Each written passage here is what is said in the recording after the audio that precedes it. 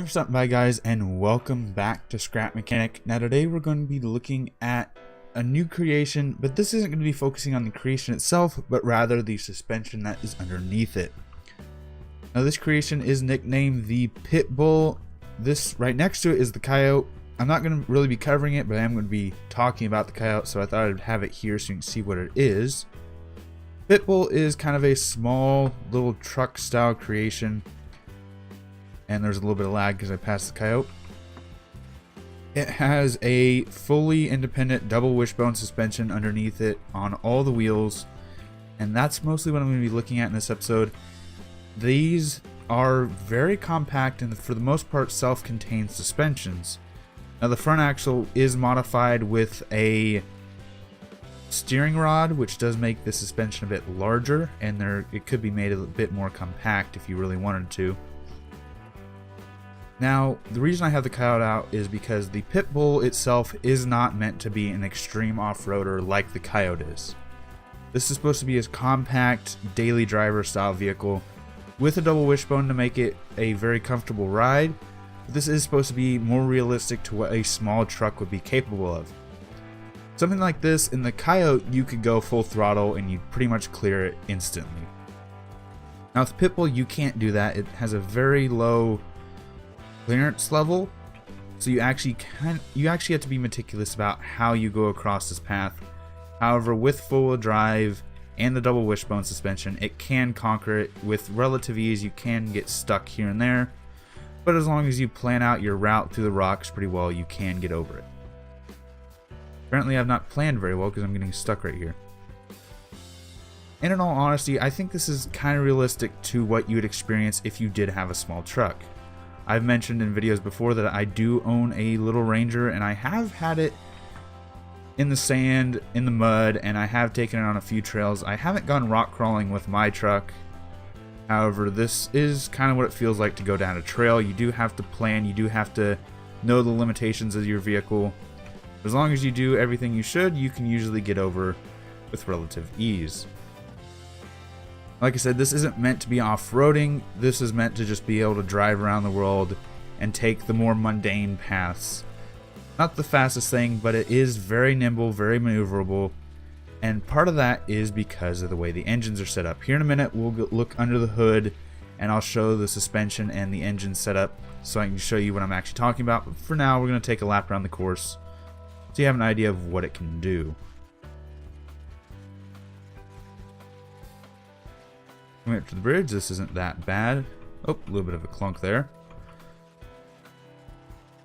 And like I said before, I think this has a bit more of a realistic interpretation of vehicles, because if something like this in the real world, you wouldn't be taking this big of a jump at 60. You would actually slow down and take it like you would a speed bump or railroad tracks. If you have the large bumped railroad tracks like we do around here, you do actually have to slow down for those like you would in real life, because you will not clear them easily, and even if you do, the landing will not be a good one.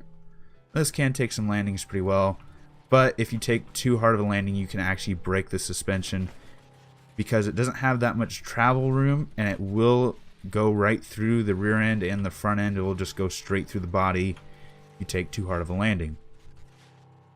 Now that we've been around this course once, let's actually get this up, and I'll push it up so we can just see the suspension like this. You will notice that this does have two engines, and the reason for that is because each side gets its own engine.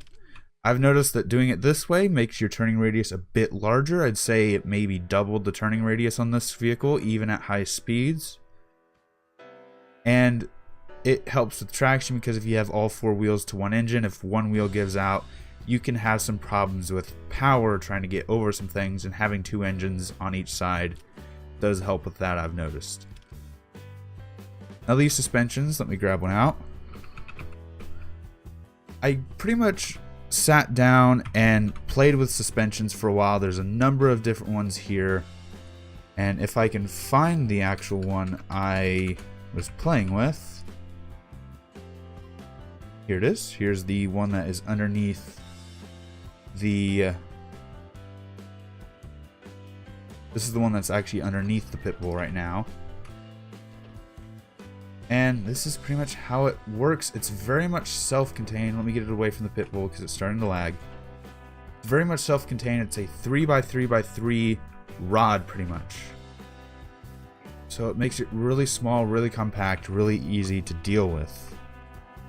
And you can make really simple creations with it. That's another reason I have the Coyote. The Coyote suspension, while it's really, really good, it's not really compact, and there's a lot of detail work to it that makes it such a large creation. For something like this, because it is so compact, you can make smaller, more reasonable vehicles with it. Now, because this is self-contained, some of the parts do collide in certain areas, like right there, which means you can't get a very large ride height. And I think, honestly, this is the max height you'll get out of this, unless you modify it to do so. But as you can see, it is more than enough for most situations, especially just regular driving situations. If you need something better than this, you might as well just go out for a all-you-can-do ultimate off-roader, kind of like the Coyote is. Now these do have steering hinges in them, and you can use those if you wish to.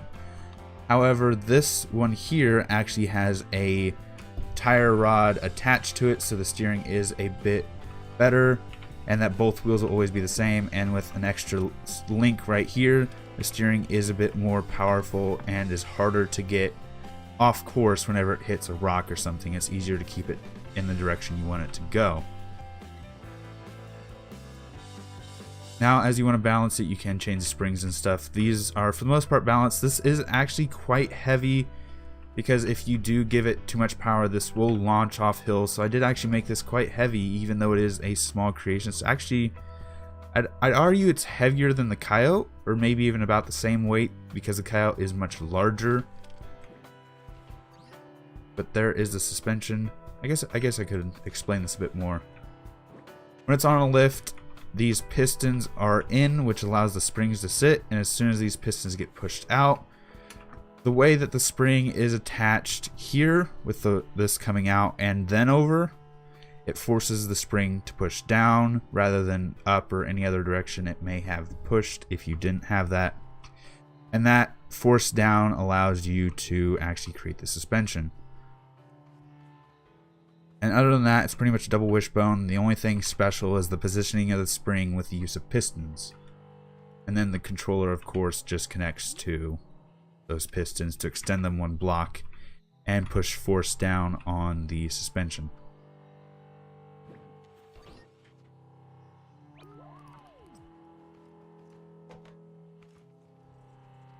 So that suspension is fully functional for turning and everything you need it to do. You can add a tire rod if you really need a tire rod. However, it's more of an optional thing. And you get a pretty decent suspension. This is not meant to be a high-speed off-road suspension. It's meant to be kind of a daily driver that can take rocks and bumps and hills if you need it to. And in that respect, I think it did pretty well for what I had hoped for it. And it's very compact. So if you want to put it on a small creation like this, you can, which allows for, I guess, some more realistic looking vehicles with some really nice suspensions underneath them as well. So you don't have to sacrifice looks for potato suspension, as some people have come to call it.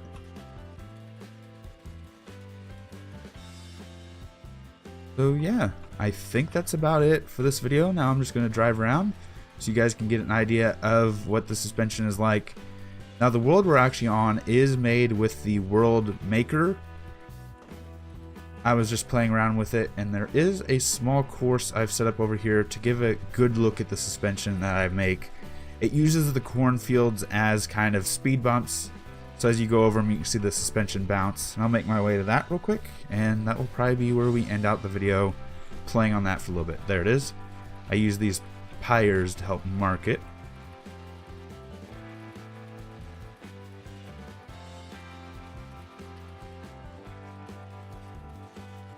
Now as we go over it, you get a look at what the suspension actually does. Kind of hard to see because of the cornfields and all that. Also, if I hit this root, it is a bit too big for my truck, so I actually have to try and get over this. Oh no, I broke my suspension. I hit that root a bit too hard. It forced the suspension up into the body.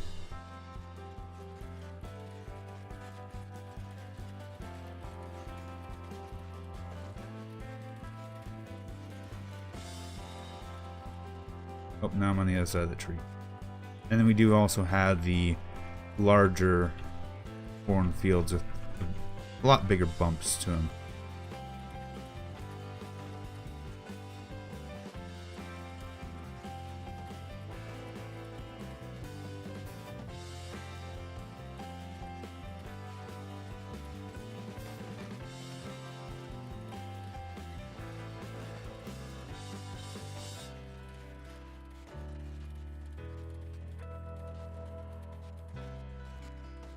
There we go. And I'm going to do this last patch, and then I am going to end this out here. Let's get a good view of this, hopefully.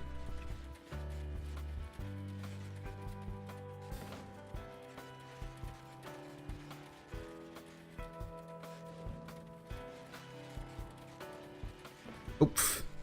Wasn't paying attention where I went.